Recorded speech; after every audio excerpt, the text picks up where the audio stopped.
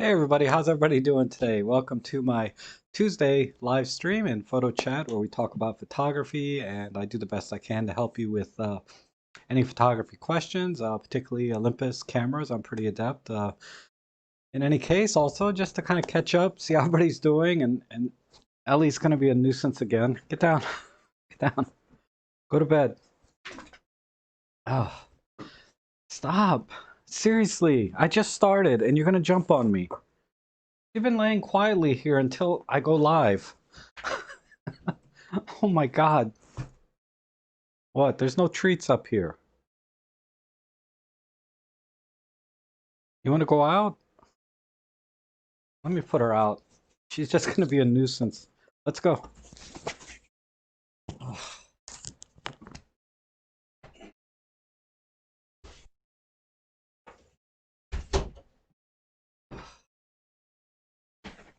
Sorry.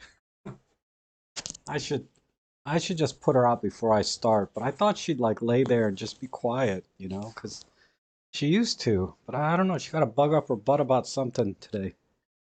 And I fed her and let her out and did all the things you do with your dog in the morning, and now she's like clawing at the door. She wants to come back in. Oh, anyway, so let's see who's here. I see Scott Mumford, David Tellett, John Yutze, Nature, Jose Alberto, and Jeff Painter. Good to see everyone. Thomas Zazauskas, John Follows, and Verana. Good evening. Serge, good to see you. Um, and some of the comments here. We got great Sunday. Yes, that was awesome, wasn't it? It was. I don't know how I pulled that off. They got it to work finally, but apparently the service I was using did have a bug uh, over the weekend. The day of my big stream, right? So, all of the 4 days of marketing and posting links to the main event were now dead because I had to start the stream over. But looks like most people came back. Uh, and everyone was so good. All the guests. Peter, Robin, Joe, Emily, Jimmy. They were really awesome at being very patient with me while I tried to get it started. I was running into this problem, and what's funny is for about the first 5 or 10 minutes, I was already we thought we were live, and we were all got started, and then Joe says, "Rob, we're not live," and everybody looks, "Yeah, we're not live." I'm like, "Why? Why?" But as you know, it just would not be a robtrek stream unless there was a technical difficulty. As much as I prepared, to get that to go as smoothly as I can, just something always goes wrong, right? But like I said, everybody was really great uh, and good about, coming back, and I really appreciate everyone staying after to answer the viewer questions. Um, you know, their time is so valuable, and I really that's why I gave them an option. If they wanted to continue, they can, but if they have to go after the first hour, it's okay, because I don't want to take people's time. And but it worked out well. It worked out well. Everybody was able to stay and answer the questions, and hopefully, I did ask good questions, and from the feedback in the comments and the chat section, it looked like um, I did ask halfway decent questions of the group that would be of some interest rather than talking about gear and all of that stuff. And I tell you, it was draining too, because I normally I do my photo editing live stream right after the normal photo chat, and actually what happened was I was planning to do that, but uh, what happened is I actually had to get on a phone conference with a client uh, on a Sunday because, well, anyway, so I wanted to leave room for that. And depending on what came out of that conversation, I may not be able to stay and do a photo editing live stream. So that's mainly why I didn't have it. But good news is I got another photo job, a little bit bigger one than my usual. It's really more like a follow-up to a photo job I did last year. They're renovating this mall, and when I did the first shots of the mall, it was the old, right, facades and everything, and they've since, paved the parking lot and did some landscaping, and then they redid all of the front, rebuilt the inside. So I need to go back and and uh, and do a follow-up photo shoot to show the new mall, so to speak. And it's a strip mall, but um, yeah, times are tough, right? With everything going on. I mean, it's hard to sell space in a strip mall as it is. And you throw on top of that what's been going on, probably half the small businesses that would have normally been able to move into a strip mall cannot anymore because they wouldn't be able to have customers come in and all of that. So I think everybody is on the same page though with that and understand, these are the challenges we're facing in business. Yes, I am going to do video. I'm not going to use the new camera actually. I'm going to use my DJI Osmo because the DJI Osmo, it's a little tiny sensor, right? But I'm going to be shooting, it's capable of 4K, which is really fine, good enough for this job. With respect to dynamic range and all of that kind of thing, it would be nicer to use the Panasonic S5, but uh, what I do is I like to get semi-drone shots, like high aerial bird's eye type like shots. So I use a painter stick pole, you know, and stick it up as high as I can. And I don't want to be swinging like a couple of pounds of camera on a paint stick. So I just put the little DJI Osmo up there so I can get more of a bird's eye view. So it almost, they asked me, did you use a drone on that? And I was like, the last time I did, I says, no, no, I just, just stuck my pole up and drove around with a pole sticking out of the sunroof of my car and drove around the parking lot and got some decent shots of the property all the way around. So they really like that. So I'm gonna do that again. And and then for any other video I might need, if I'm gonna do any of the interior, I doubt I'll do any of the interior. Well, I have to see when I get there, because really they're just empty spaces.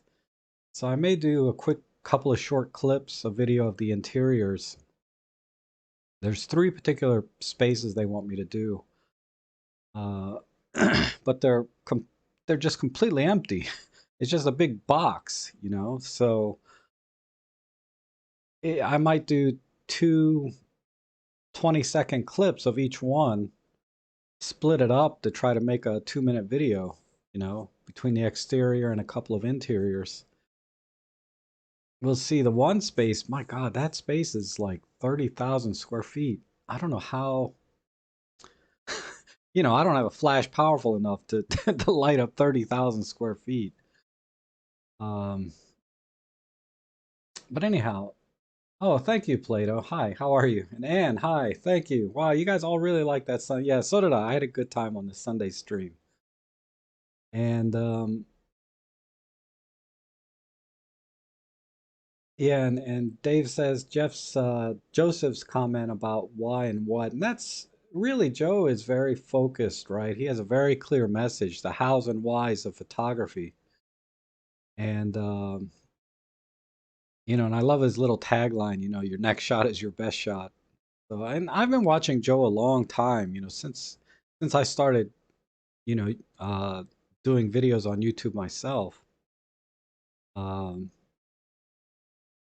and he has a lot of great tutorials, like we all do. We have great tutorials for photography, but his main focus is mostly portrait and lighting. So if and he's one of the best, the master. And he also live streams every week on Wednesday evenings for me. And what's great about his live streams is the first 10 or 15 minutes, uh, he takes that time to pump you full of like photography information, what's going on in the industry, maybe what's going on with maybe um, in his not his what he's doing to help photographers. Like he might be sponsoring a workshop, or uh, he might be talking about some uh, I don't know. I'm so bad. I can't articulate sometimes. But he'll talk about PPA and talk about that in depth. Or I know one time he talked about Flickr. Um, he'll just give you some very solid information in the beginning of the stream. And I think he's going to be doing more interviews with other photographers, which is also very valuable. And he's going to be podcasting. So definitely check out Joe if you haven't subscribed to his channel. Check his channel out, because I know most of us are familiar with the other guests. Peter and Robin and Jimmy and Emily. They're all Micro Four Thirds, more gear and photography related, right? Using the Olympus gear specifically for the kind of photography, when they're teaching about photography and giving tips and things. And my videos are just when I do them, I haven't done many lately, are more down into the menus and nitty gritty, right? And then the occasional photo walk. So, and I do have two videos planned this week. I'm gonna try and get them out this week. Uh, and I'm just curious, well, before I transition, um, let me just check the comments here. John Truman, hi. Hi, Rob. Why does nobody mention the M10 Mark 1 anymore? There's always begin by talking about the Mark 2. Okay, well, for me personally, the EM10 Mark 2 was my first camera and first Micro Four Thirds camera. And I would talk about the M1 Mark 1 if I had one, but I don't have one. So, and there was also a big transition, not a big transition, but there was a lot of improvements made in the Mark II that the EM1 Mark 1 did not have. So the EM1 Mark II, I can teach a lot of things about the EM10 Mark II, and that will translate all the way up the line to the EM5, the EM1, the Mark IIs, and the Mark IIIs for that matter. A lot of the things that I show you in the Mark II, EM10 Mark II, apply to a lot of cameras. Conversely, the EM1 Mark I didn't have as many features. And teaching off of that, any photography techniques or uh, like what I do, deep menu diving, wouldn't apply to the other cameras as well. And it's just really an old camera now at this point. It was come out in 2012 or 2013, so I think that's why people don't talk about it quite as much, is because it's not quite as a good a fit as the Mark II is for all of the recent cameras. Um, just my thought. And like I said, for me, I never owned an EM1 Mark 1 or an EM10 Mark 1. None of the Mark 1 series. I don't own any of those. So you'll never see tutorials or uh, videos about those cameras. I can only talk about the cameras I own or that I can borrow. Like I borrowed a Canon RP for, about a month from my cousin.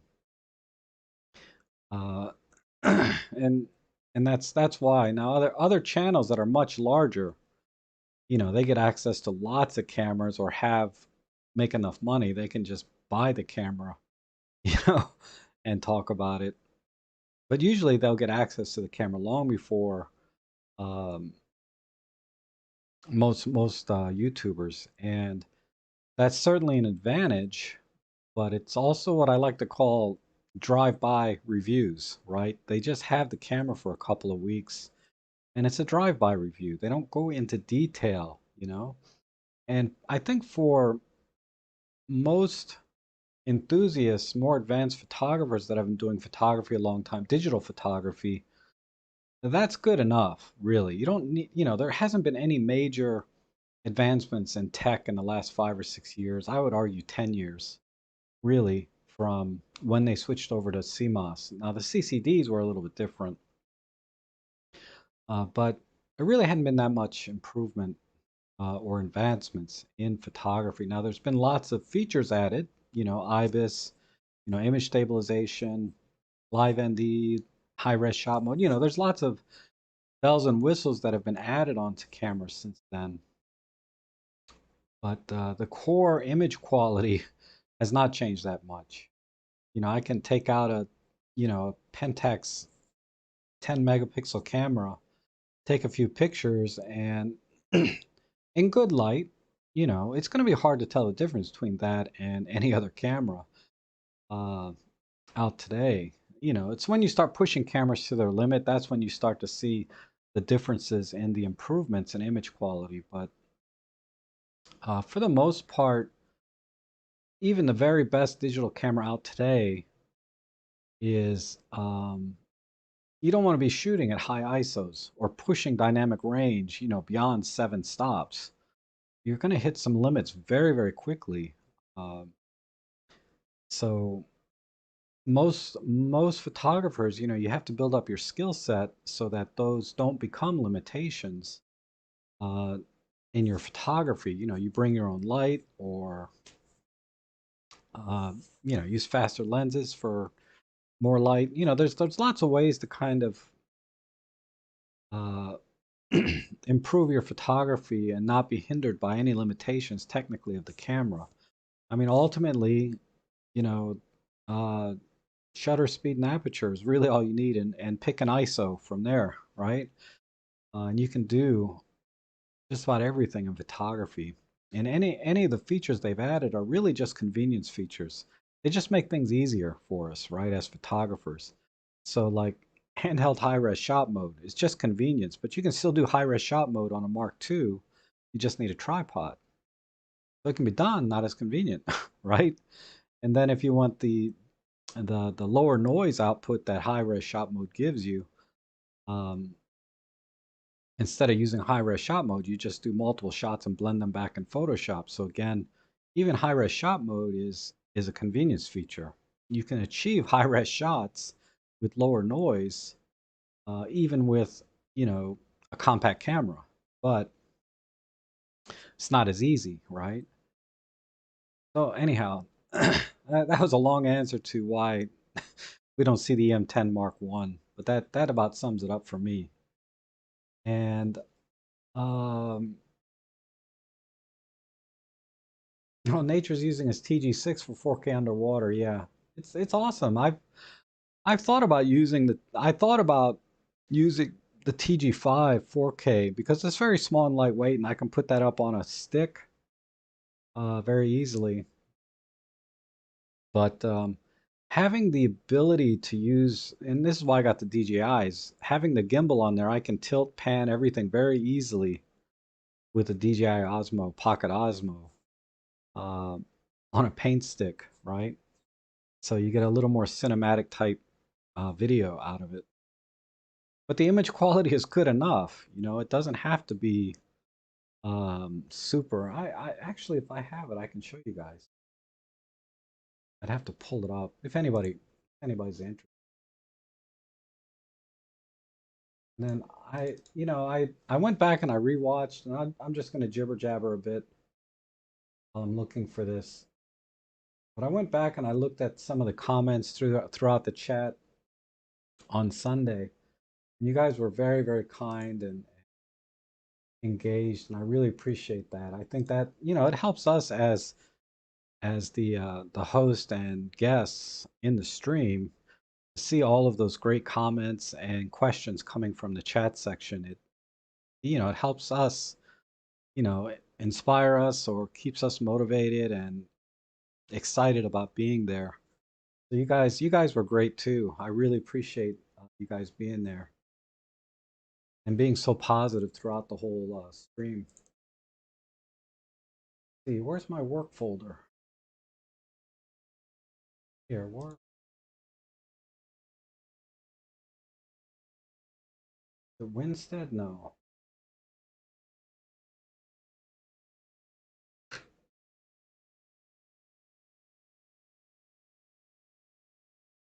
I said Lafayette, no, close.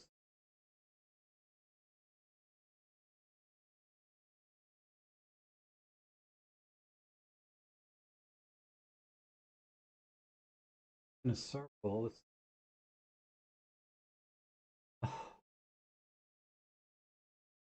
it's me where it is.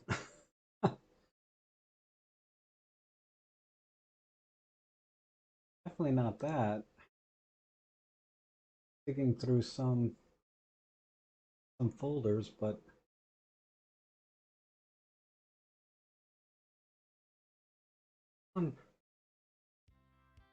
oh yeah, this is it. So so the video you're about to see is like when I was I had the DJI Osmo and a paint stick sticking out of the roof of my car. So it was probably about 16 feet up in terms of height. And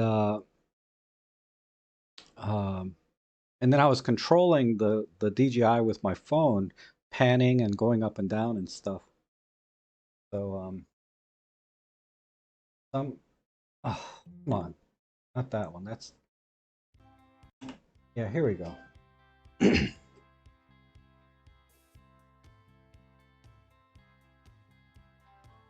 But you see, I'm just driving and then I'm panning at the same time with my phone, moving the head around.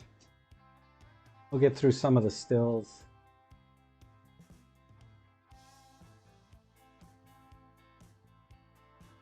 It just gives you an idea. This is now I'm just driving up, right? And then I got a cut here with another still.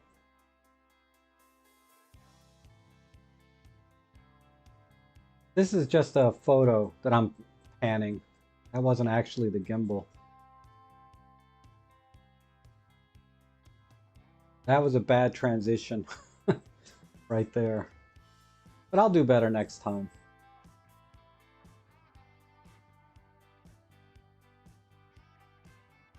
Um, so yeah, that's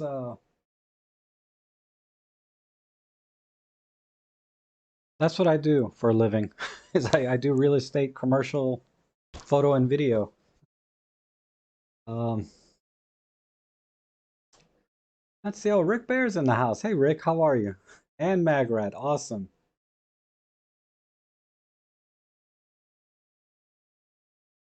Positive approach from you and your guests rubs off on us. I appreciate that. Yeah, thumbs down people are always there. You know, what are you going to do? The whole world just can't like you. That's impossible, right? Have you heard the rumors, Northrop, about Sony soon to be released with curved sensor? What would be the point of a curved sensor? Um, oh, that's interesting. Sony's going to release a curved sensor. They've been talking about that for years and years. I don't know, I don't know if Sony in particular, but you know, the idea being that, you know, your lens, the light from your lens has to has to spread out, right? So let me get a prop here. So so you have light. Let's say this is your lens here in this hand. So the light's coming in this way, and it has to spread up and down against a flat sensor. And the light going up this way is traveling a little bit further than the light traveling, say, this way, right? This would be the hypotenuse. This would be a right angle, would be your sensor, and then this would be the lower line of the triangle. So the light going in this direction has to travel a little further. So the idea of a curved sensor, instead of having a flat sensor like this, they curve it slightly so that the light travels at the same distance uh, when it hits the sensor, right? And this makes designing lenses much simpler because they don't have to do these corrections because of that difference in the way that light travels and hits a flat sensor. And that's why lenses have so many lenses inside of them. They have to make all these corrections to take this light that's spreading out to hit the sensor evenly corner to corner. I think in theory is that a curved sensor is now the light will hit the sensor equally across, and thereby making lens design much simpler. They'll have to use less corrective glass inside the lens, which in turn would allow you to use smaller, lighter lenses, and also uh, get a better image quality, right? Again, because you don't have that spread of light quite hitting at different points of the sensor. I mean, I'm trying to simplify it as much as I can. Uh, I mean, I'm not a physicist or anything, or camera engineer or lens engineer.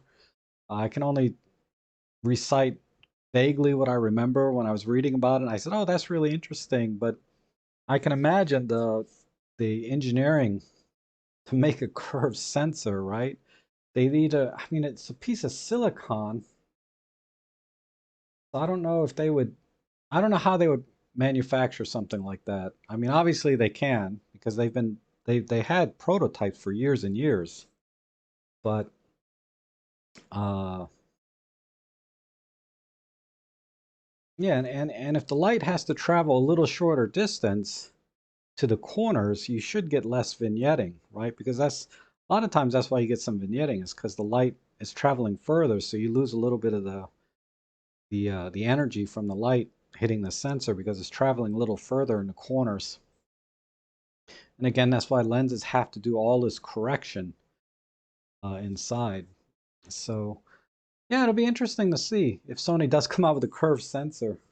It ain't gonna be cheap though, man, because they're the only ones making a curved sensor in manufacturing.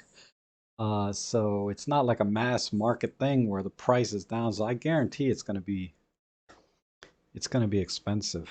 Um, but I think I don't know. Hopefully that makes sense. If anybody knows better, feel free to chime in. Uh, let's see. And Jose's, hold on, let me go back. And how things with our friends in Belgium? Oh, sorry.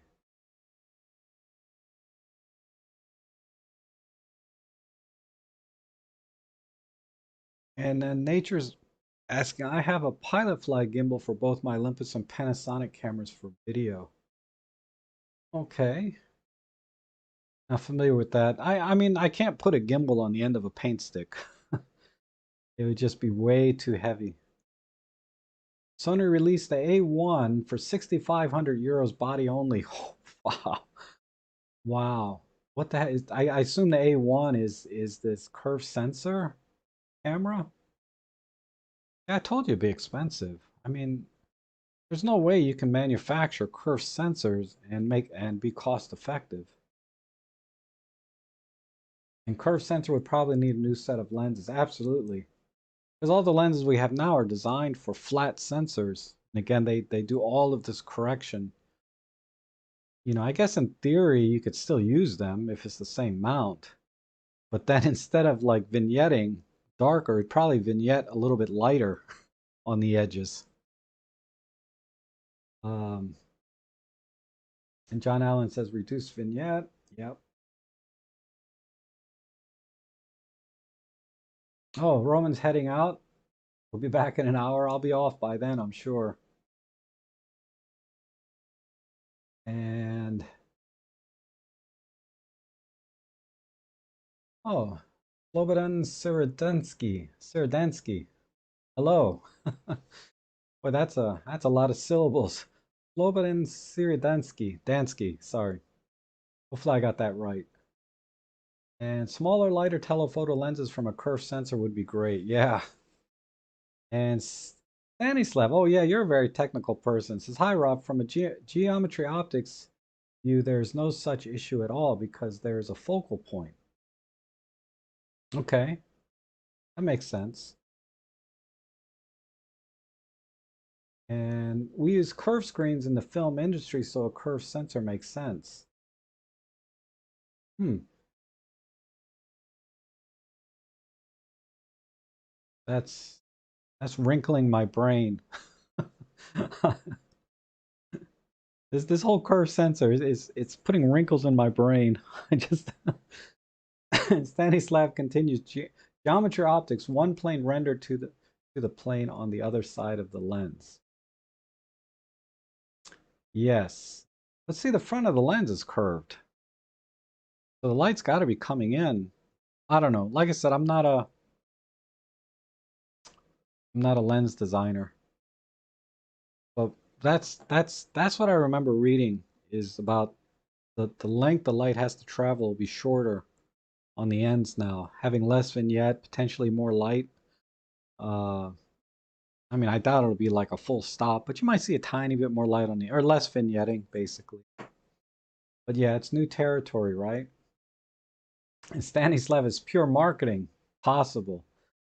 It's possible, but that's an expensive, that's a lot of R&D money going in just for a marketing pitch. Because like I said, they've been talking about it for years and years. And Plato says, new way to get us by new lenses. Absolutely. And Cornus says, Sony, I don't know. I think the curve sensor first comes with the new RX1. Maybe. I really like that little RX1. You know, it's just compact, full frame camera. Be kind of neat to have. They're still like 3,000 bucks. I'm not buying one, you know.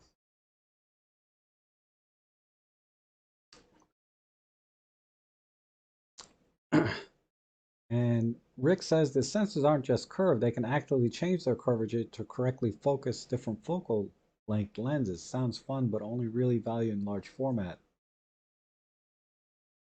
Change their curvature. Wow.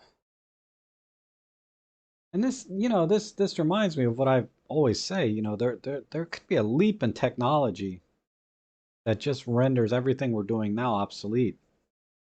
I don't know if it'll curve sensor is the way to, is that particular leap, but maybe. Like I said, it remains to be seen. And John says more expensive to mass produce curved sensors. Yes. And Dave Tellis says some film cameras, even the Brownie type, had curved film back on a pressure plate. Wow. So they've been doing it since the film days. And Stanislav says it's basic of geometry optics. Yes. I believe you because I know nothing about it, but I know the few times where I did understand what you were talking about, you were spot on. um, our mountains got blasted with snow, so thinking of snow trip today. Cool.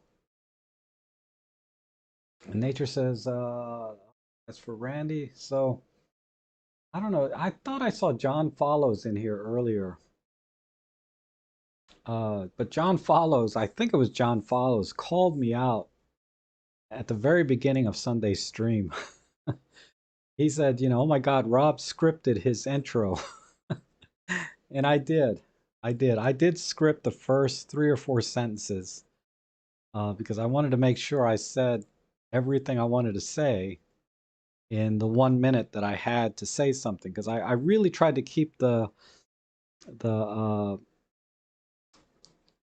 the meat of the stream to about an hour, and then from there go to the Q&A, which can last however long. But I didn't want us, I didn't want the stream to be just all of us jibber jabbering to you guys for 2 hours, right? Because a live stream really, for me, is always about the interaction with the chat section, and it's more interesting that way, more of a community where you guys can participate in the stream. So that's why I really wanted to get that because I know if I get uh, once I start talking, I can just go on. I even had this. I just pulled this out of the trash, but I had a little outline for all the different sections that I was going to do and the questions. So I really tried to stay on script best I can, keep that part of the stream to 1 hour, and also to respect the time of our guests, right? I didn't want to keep them longer than need be because, like I said, I know their time is very valuable too. It wasn't you, it was somebody named John, I'm pretty sure. John, maybe it was John Allen. I don't know. One of you guys called me out though. And I was like, "Yep, I did script the beginning." It's so obvious when things are scripted, right? For somebody like me anyway, because I'm more monotone, or I don't know. But an amateur like me, it's very obvious when I'm scripting my the. See, I'm not scripted now. That's why I can't talk. Um,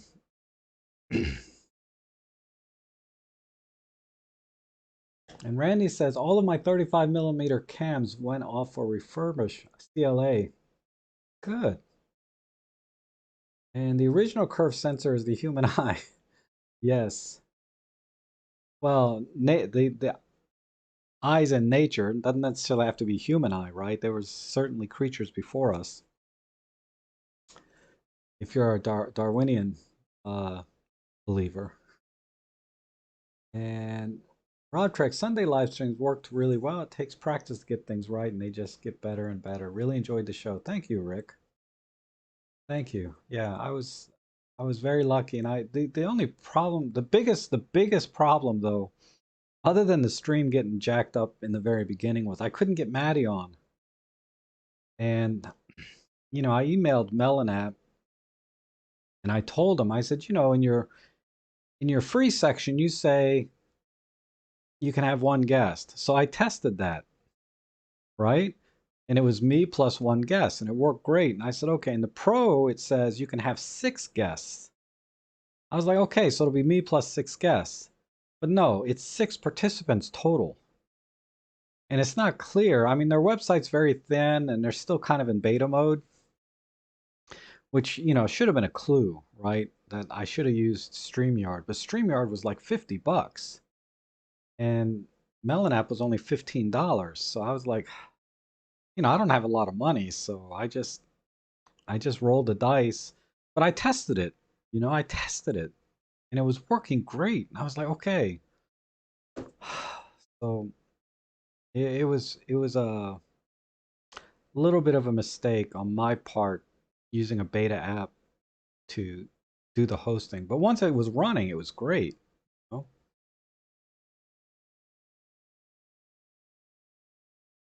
know? No, not Joe Ellis this time. Marco. Oh, hey Marco, how are you? I emailed you last night, and Marco. In case you guys don't know, Marco has a YouTube channel as well and a website on computer hardware. It's called Hot Hardware.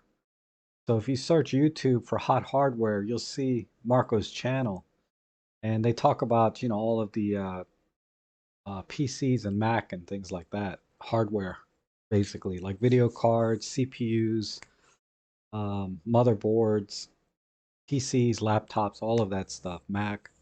So definitely, if you're into that, and we were thinking about maybe doing a collaboration and talk about uh, uh, PCs or upgrades or computers for photographers, right? Doing photo editing and things. But that's just one idea. We're still hashing some things out, but I'll let you guys know if we ever get anything nailed down, but hopefully soon.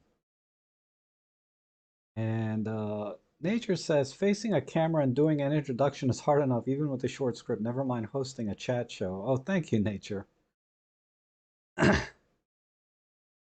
Then yeah, I know you're busy, Marco. He's saying yeah, he'll get back to me as soon as possible. I had 2 product launches to write about. Yeah, I mean most people that go online for YouTube, they're and they want it to do well. They work extremely hard, and particularly product type channels, where you know technical channels where there's a lot of information about every piece of hardware or camera or whatever device it is comes out. You have to cover a lot of ground and research. Um, And I'm not saying other types of topics don't require a lot of research. I can only speak to the hardware side, like cameras, right? It takes a lot of research to cover all the bases that you can and provide the best information you can. It's not an easy thing. I mean, the filming and recording of the content is the easiest part, honestly. Getting the B-roll, getting the A-roll where you're talking, the dialogue, but um, the research beforehand in a lot of cases can take a lot of time, and then the post-production time can take long, long time. Oh my God. It's just to give you an example, a movie, they might shoot like a Hollywood movie might shoot a movie like in 2 or 3 months.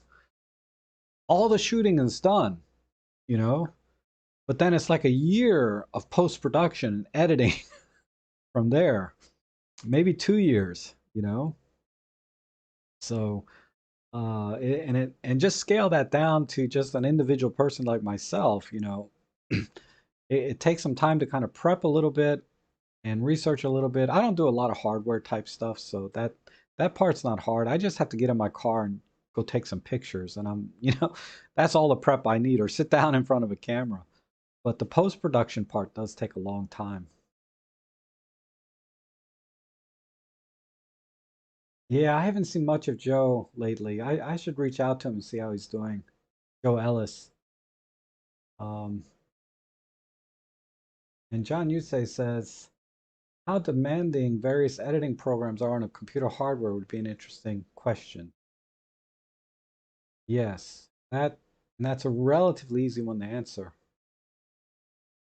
Um, well, I take that back. I have to research it before I say that should be easy. And then Nature says computers are difficult enough, but my new venture into LAN networking and external server enclosure is not easy for me. Yes. Um,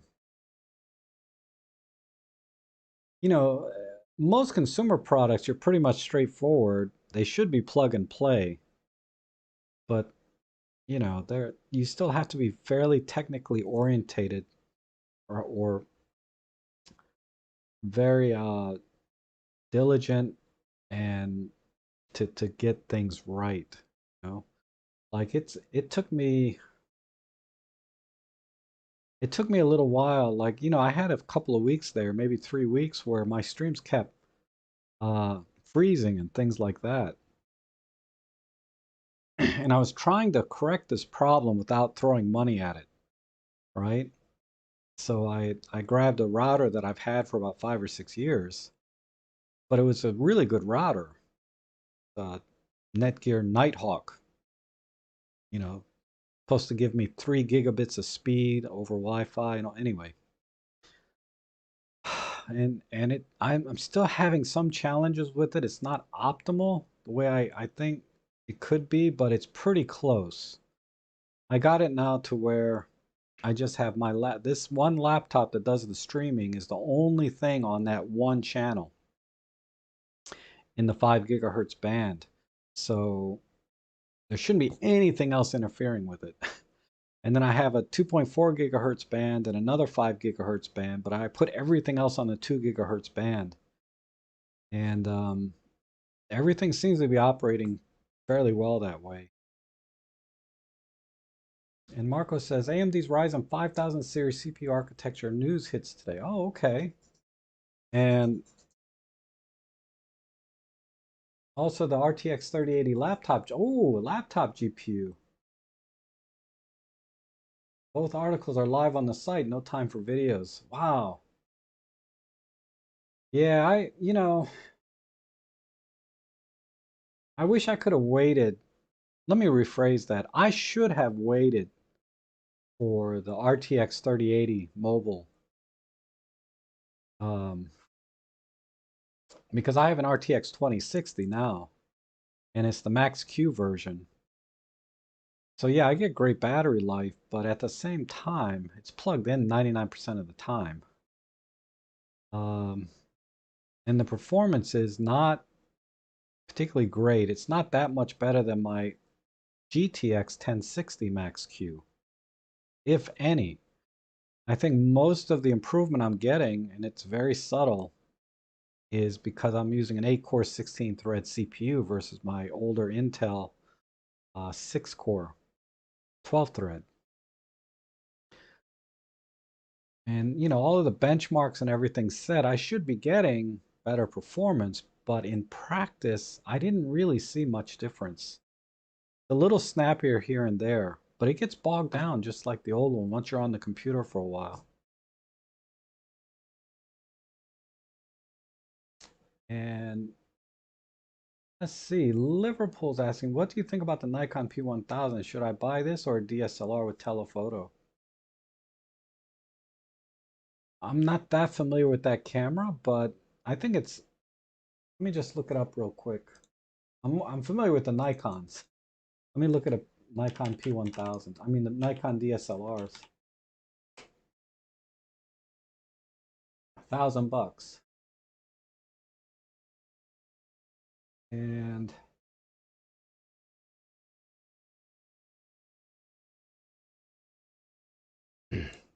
let's see. So what's new and how it compares? Let me look at this real quick. 2.3 sensor. Smaller, yeah. So it's a tiny sensor camera, hence the huge focal range.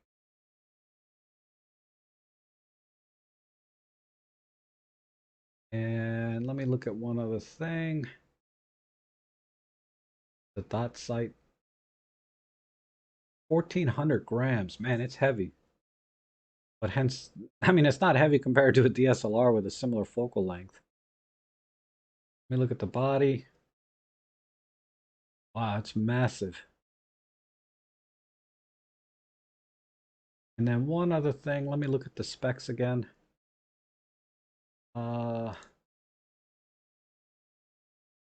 16 megapixel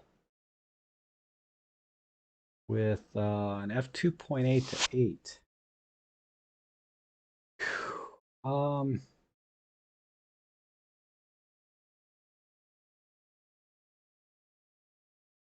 this is what I would do. Basically it's a bridge camera with a humongous telephoto lens. And bridge cameras are great because normally they don't have that huge lens on them, right? They're much smaller, compact than this one. And I think that's where bridge cameras make the most sense. Uh, so I so what's throwing me off about this thing is just this humongous size for a bridge camera. So this is not the kind of camera I think you would take out all the time. Now, if you already have a camera that you can take, like a daily driver, your daily camera, then yeah, this might not be bad to get that super telephoto zoom length if you need something like that. But um, if you don't have a daily camera, this to me doesn't look like it's a daily camera. And I would be hesitant to take that out every time I wanted to go out and do photography. So my advice would be if you already have a daily camera that's a little smaller, compact, that you take out all the time, then this might be okay to add on for those times when you want the telephoto length. If you don't have any camera right now, I would recommend Nikon DSLR. And um, then you can buy small light lenses for those, like a small compact zoom. The kit lenses are fine. And then buy a separate telephoto lens. You can get a 70 to 300 or whatever Nikon offers. They cost a lot though if you get the premium lenses, but you get what you pay for, right? That would be my advice is if you don't have any camera at all, go DSLR. If you already have a daily driver, get this. Um,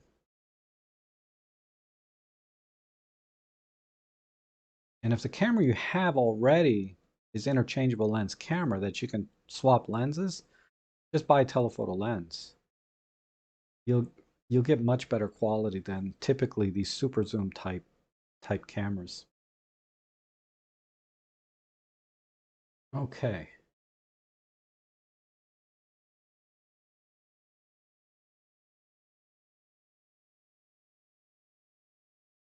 And Plato's asking, so hopefully FC Liverpool that helps. I don't know what camera you have now, but that would be my general advice. And Plato's asking about the EVF on the G85. I can say some people they can't stand it, and they return the camera. That's what I've heard from some of my viewers.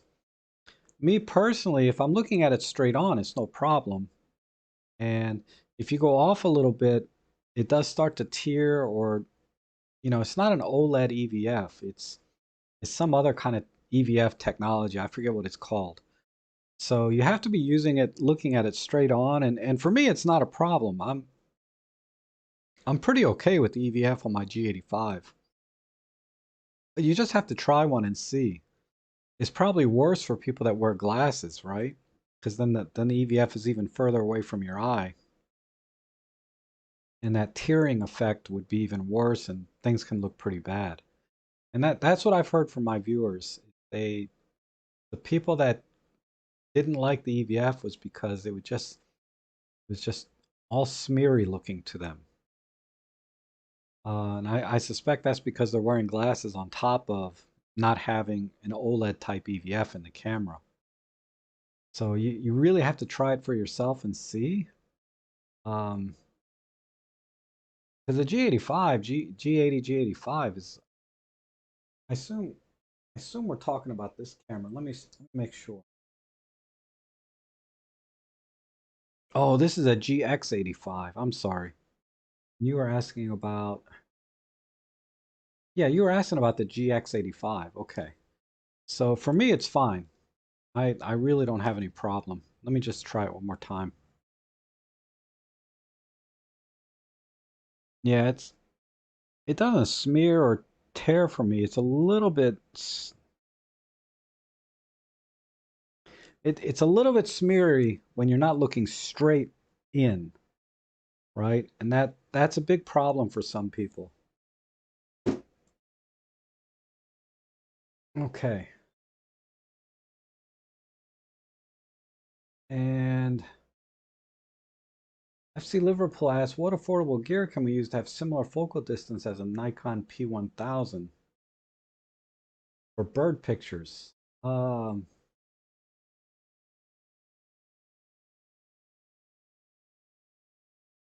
Really, the Micro Four Thirds system is probably going to give you the best compromise or balance between focal length and sensor size for image quality. A lot of people, and you have to be in good light, and that's going to be true for this Nikon P1000 or really any low-end super zoom.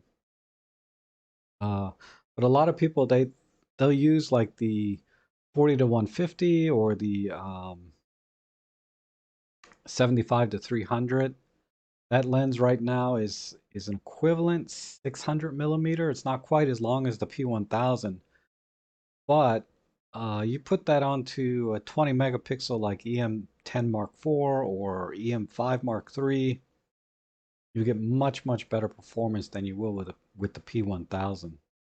Even though it doesn't have quite the reach, uh, you're you'll get higher quality and better detail, okay, because you can use lower ISOs than you will with the P1000. Now, I have to qualify, say I've never used a P1000, but I'd say for you have to spend more, but you have get a lot more versatility. But I'd say for about 1,500 bucks, you can get an EM5 Mark III with a 75 to 300, and you'll get excellent images from that in good light. Nature says, yes, post-production of my short video clips take time. Yes.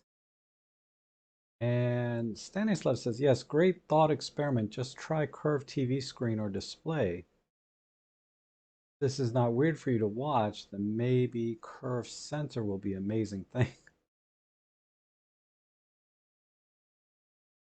Yeah, I don't like curved. You know those monitors that are curved, like a lot of gamers use those? I don't like those because I do real estate photography and I like my lines straight, you know, in architectural type photography. And I just can't imagine a straight line on a curved screen. It just wouldn't, for gaming, I'm sure that's great, but for me, I can't, it would just wrinkle my brain. I don't know how to, it would mess me up, you know? Uh, Sorry, I keep using that now, wrinkle your brain, because I started watching that show, Community. I never seen that show before. And the guy in there, one of the characters is saying, "Oh, you're wrinkling my brain," because he just learned something new. I kind of use it more negative, And dang, I'm late to the day. Oh, hey, music, how are you? Oh, music sound gear. God, I'm trying to rearrange my living room so I can have optimal viewing of my TV and my entertainment system for optimal sound and everything. And use my fireplace because it's so cold in my house. Um, Originally, I had all of my entertainment stuff in the fireplace, you know, and the speakers were in a fairly good position. Not great, but fair. So I've rearranged things. Now the speakers are like in terrible positioning, but the TV is perfect now. But now that, I lost a whole wall. My living room is four walls, right? So, or three walls really. And one wall is the fireplace, one wall is, and then the other two walls. So I was using the fireplace as one of the walls for my TV and entertainment. And I had the speakers front facing and my subwoofer down off to the right. And the sound was excellent. The viewing angle was excellent for the TV. And then but once I got rid of one wall, I've had to cram everything over into two corners.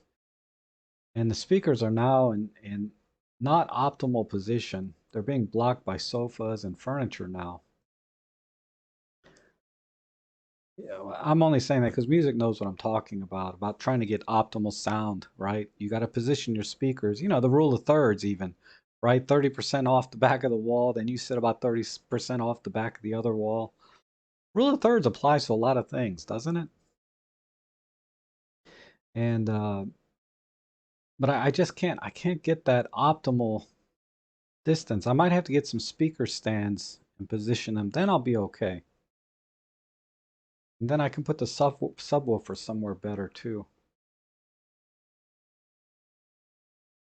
And Nature says, my problem with new LAN server enclosure was getting both Apple and Microsoft Windows to communicate. And then there's a decision on using a RAID system.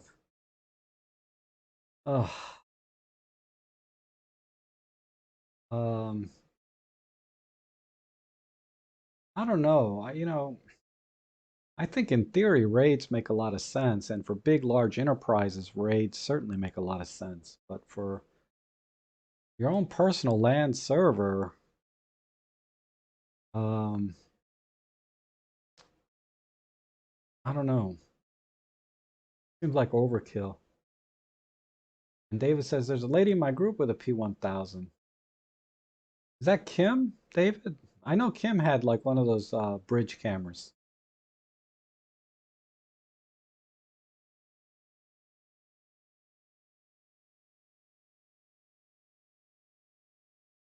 And oh, Rob Shoot Photos is here. Oh my goodness. How are you, Rob? Yeah, it has been a long time. I do see you on Instagram though. Seems like you've backed off a little bit on your macro shots. Stanislav says there was an established in the past that the minimal distance of viewpoint for viewing photography equals to diagonal of the picture. This condition makes curves panel redundant. Makes sense? And David Tellett says Matt Granger has a good comparison of super zoom cameras on YouTube. Okay. Good old Matt Granger. Previously that Nikon guy. Formerly known as. And Lauren says the Nikon D3500 is great with kit lens, but the focus points are harder to see and the red lights are tiny. Um,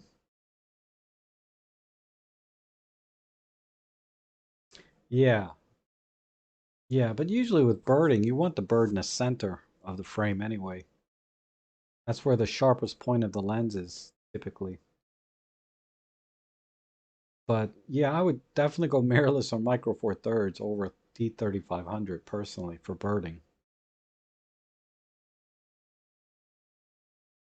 And I was just about to mention the 70-300 on a crop sensor body gives you great reach. Yes, so that would be an equivalent like 450 millimeters.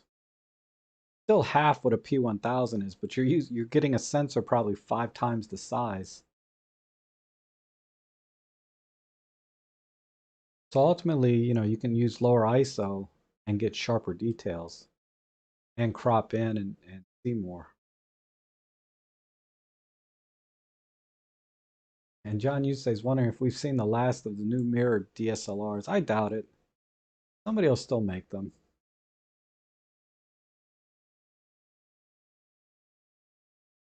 I mean, but how much longer is a good question. I think in the next 3 to 5 years, there'll be more mirrored DSLRs, but beyond that, it's hard to say.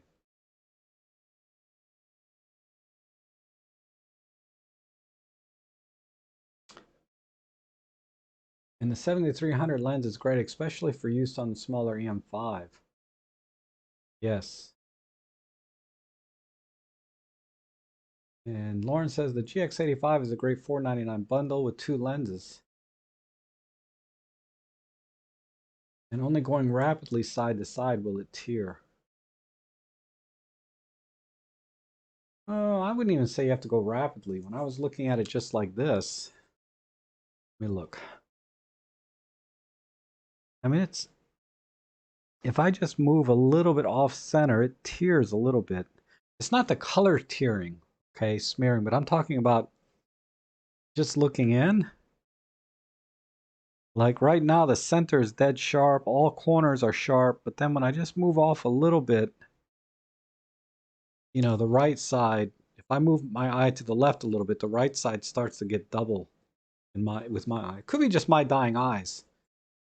That's what I'm saying. You have to try it for yourself. And it may be a total deal breaker. It may be totally fine. For me, I'm on the side of it's totally fine.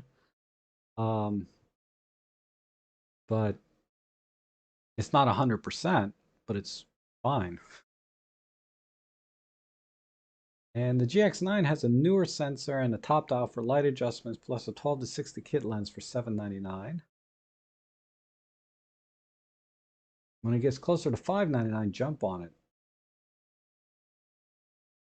Not sure if MFT development is going forward. Well, we'll find out.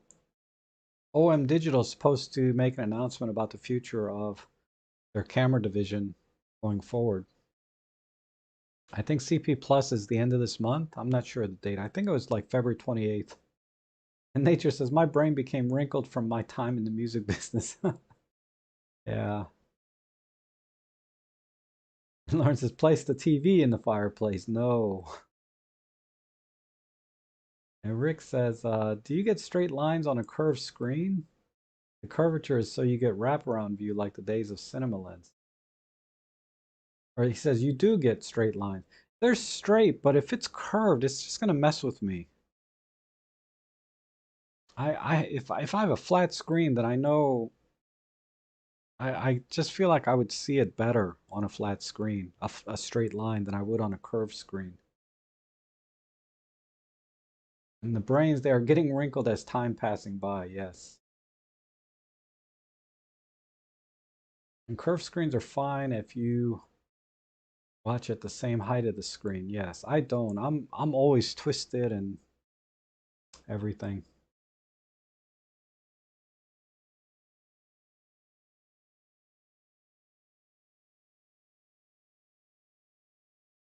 And then Softagus on seeing the new Sony Alpha A1 full frame camera just been announced, 50 megapixel full framer.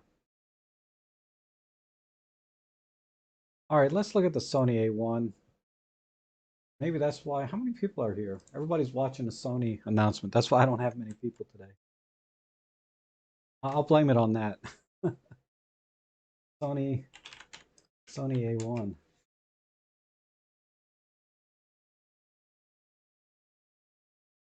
Uh, let's just go to news.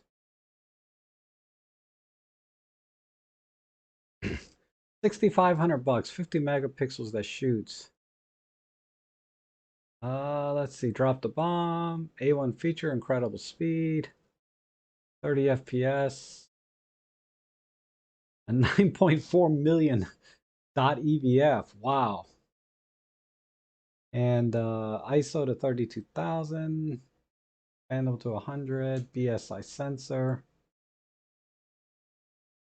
pixel shift up to 200 megapixels, 8K video at 30 FPS, and then 4K up to 120.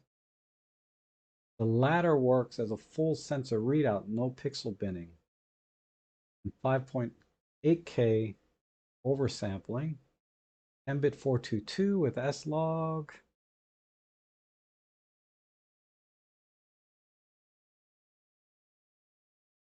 You know,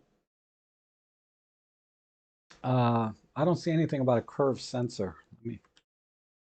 Let me see what they say. Curve. Yeah, there's nothing there. Let's try digital camera world. 15 stop dynamic range curve. And that's old news. Yeah, it doesn't say anything about a curved sensor. I mean, I'm saying there isn't, but uh so basically it's a 50 megapixel full frame camera, right? With some high-end video features. Um and it's fast at 30 frames per second. I don't know if that's with autofocus or not, but that's still pretty fast. But you know, I think my Nikon or my Olympus EM1 Mark II does that. To be honest, it'll do 60 frames per second raw, and it'll do 4K video, but not 120p. But it'll do 60p 4K, and it's you can get a EM1 Mark II for like less than $1,000 now. So I don't know who's gonna buy that for 6,500 bucks. Wow, wow, that's a lot. I just don't see anything exciting about it personally. Nobody's shooting 8K video. It's hard enough to do 4K video. And let me look at it one more time. See if I missed anything. Uh, it looks like their normal range of A cameras. IF for birds, whoop-de-doo.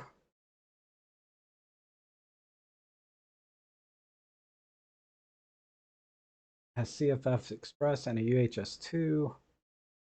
Again, no big deal. Support for HEIF. Come on. You know, I don't see the point of HEIF. Just shoot raw. You know? Um, Shoot JPEG plus RAW. You know, this HEIF is kind of somewhere in between, right? I don't get the point of that. Weather sealed. I wanted to see the 30 frame per second again. 30 FPS burst. But let's see if that's but see, that doesn't tell you if it's with autofocus or not. And this 15 stops. So they're talking about video 15 stops. So I guess, you know, in theory, photography should be at least 15 stops at dynamic range. 30 minutes of 4K, 8K.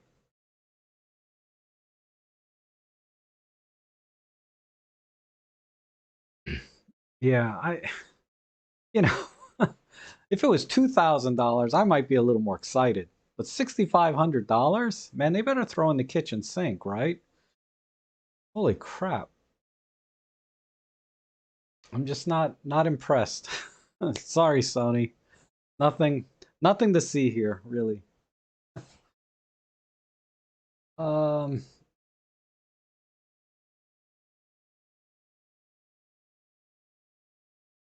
and Music Soundgear says the subwoofer's bass is supposedly not directional, but even their position makes a difference. Yeah, my problem is with the cable lengths that I have now, I have to put the frickin' subwoofer right parallel to the, or yeah, parallel, not parallel, perpendicular to the main, one of the main speakers. So I don't know if that sound, the, what do they call it? Um, the sound stage is going to be right.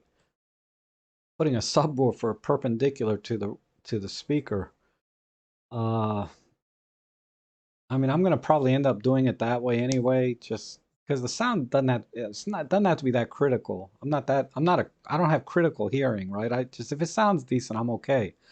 But, while I'm setting it up, if I can set things up that are technically optimal for each piece, then why not? But I don't think I'll be able to, the way my room is shaped. I'll take a picture of it when I'm all done, and we'll talk about that maybe on Thursday. And Sony's now bigger and mirrorless than Canon, at least in Japan. Ollie's in third place. And Peter Forsgaard has a new video out about OMD solutions. No, I have not seen that. And Kilwin says, planning to buy the Datacolor Spider X Pro. Wonder if it's better on getting the Elite. Not sure if the extra dollars are worth it just for No, it's not worth it. Just get the Pro. If you're just calibrating one monitor for your personal, the only thing that the Elite version does is it allows you to calibrate multiple monitors to try to get them all matched. So if you're in a bigger studio situation with multiple users, it makes more sense, right? It has more functionality. But for doing like one or two monitors on your own computer, yeah, just get the Pro. Sony is now, oh, sorry. And DeMorgan, hello. You are here. You've just been quiet. Awesome. And robtrek, curved screen TVs do have straight lines. Why would the lines be curved? Just that the screen wraps around your field of vision to have an immersive peripheral vision experience.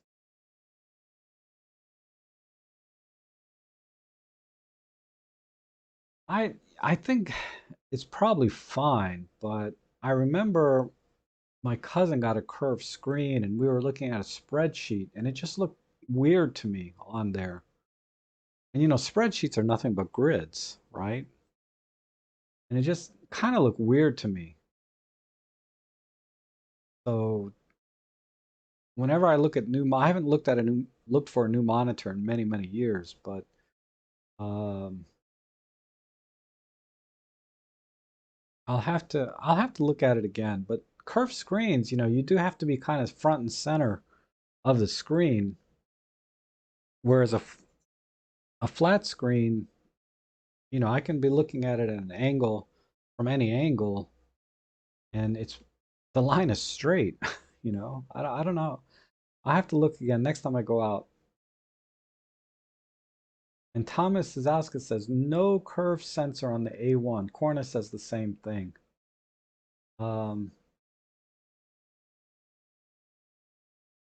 Elon Musk would buy it, yeah. I mean, when you got money like Elon Musk, okay, and you guys that have been on my channel a long time know this epiphany I've had in life is when you have money, things start making sense, you know? A $6,500 camera, yeah, it's the best. I'm gonna get it. Makes perfect sense, right? When you don't have money, it makes no sense at all. When you have money, yeah, I need a Rolex. Makes perfect sense, right? When you don't have money, you're like, why would you waste your money on a Rolex? It's such a waste of money. Why would you buy a Ferrari? You're so stupid. That money could be spent on other things. Get a Miata and you're fine. But when you have money, things make sense. Bulletproof car. Yeah, I gotta have one. I mean, I'm not a politician or anybody important, but when I have money, yeah, I want a bulletproof car.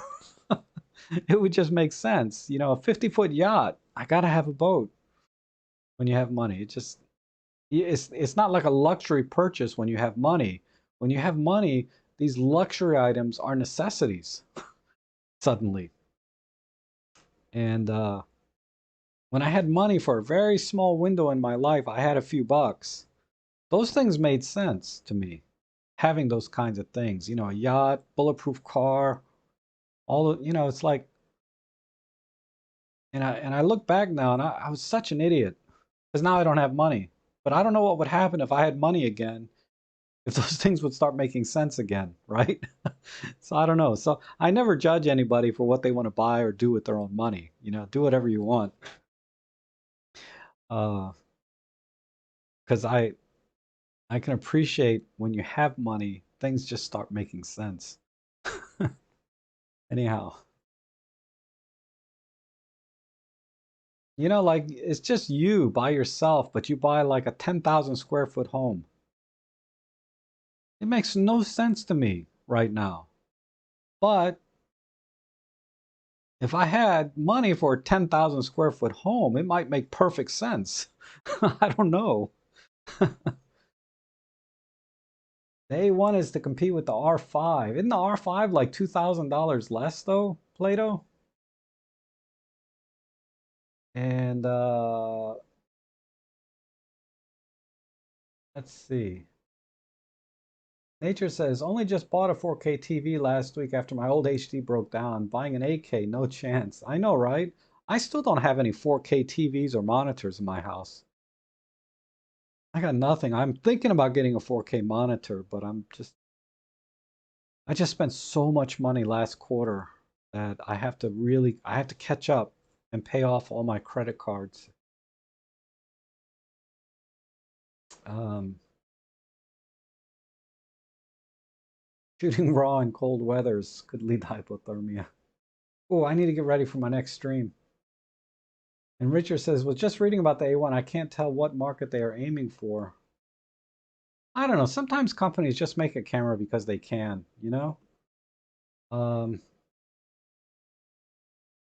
yeah, the 6,500 bucks towards a 150 to 400, right, Randy? Me too. And speaking of subwoofer, how is Ellie? She's doing well. She's probably out sleeping on her bed on the sofa. Um, you know, a $6,500 camera. I mean, I think the Fujifilm GFX 100S medium format camera for $6,500. Now, granted, it probably doesn't have 30 frame per second, you know, type speeds, but me personally, I'd rather have a medium format for the same money, you know, because I don't do sports action. If I was a sports action guy, I'd probably go for the Sony, right? Because it has more capability there. But again, the 30 FPS, is that with autofocus or not? It's probably without autofocus. It locks focus on the first frame, and then from there, it's 30 frames per second. And like I said, my EM1 Mark II does 60 frames per second. So I'm like, I'm just not impressed yet. Um,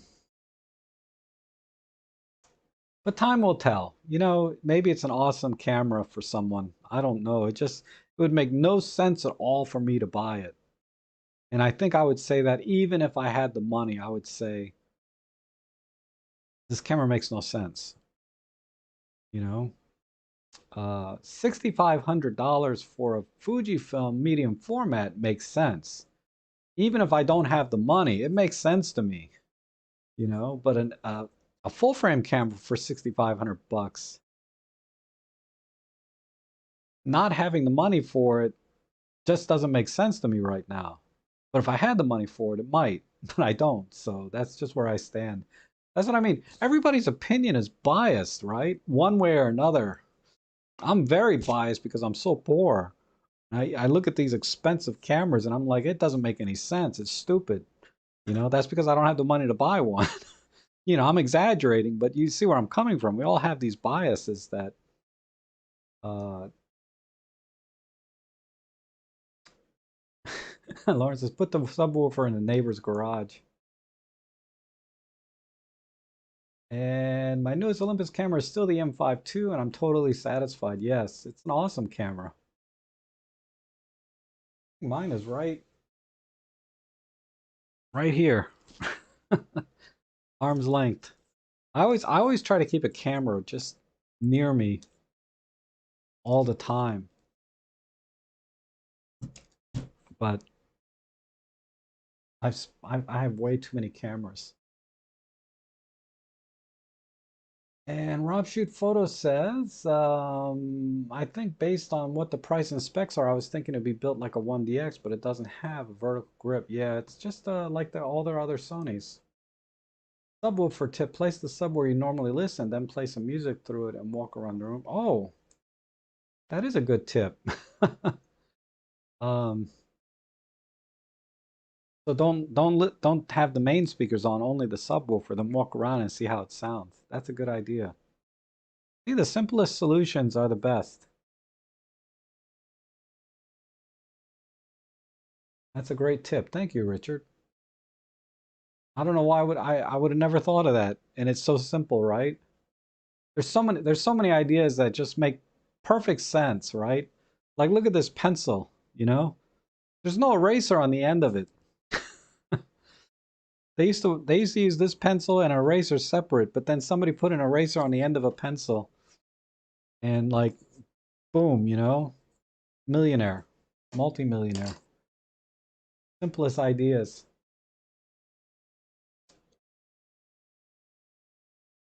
And robtrek, you said we're looking at the curves. We were looking at curve screen. Curve screens are for single viewer, or you when your cat. Yes, yes, that makes sense. I mean, if I had one big screen curved, that would make sense, and I had the perfect sitting position for that. Then maybe, but as it is, I got this hodgepodge of monitors everywhere. I don't know if I can.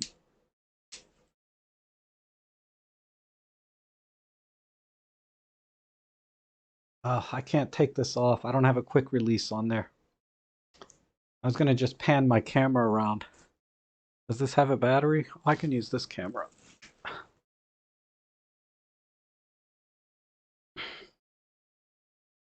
The white balance is way off, but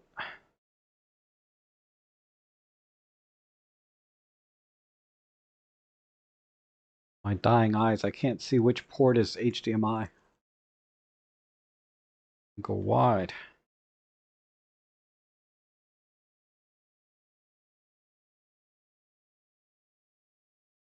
All right, so I have like this little tiny one here. This is I think a 13-inch monitor, but it's also a touch tablet, right? So I use this sometimes. And then I have my widescreen here. I'm viewing it in 1080, 1920 by 1080, but it's a full widescreen, 2540 by 1080. And then the laptop is a 13-inch over there. And then I sit like I got these two desks butted up against each other. So I sit facing this monitor. And then I look over to my right at this one. And then if I want to look at the laptop, I have to turn my head all the way around. So it's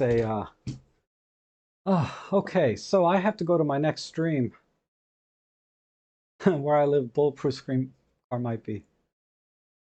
And Tony says, I got money and maybe makes no sense to me. Maybe that's why I have money. Yes, that's true. And who needs a car anyways? Not really. The up and corners rich guy, things like that. The truly wealthy do not. And never had much money, so do not miss it. Always had to save up to buy the cheapest items. That makes, yes. TV's now 150 channels of nothing. I'm just going to read these real quick because I have to go. Rob, get the RP when they're $9.99 with a lens. No, I have an S5. I don't need a Canon. And Google the Move Shoot Move Astro Rotator. I've seen that, Randy. Yes, it's really cool.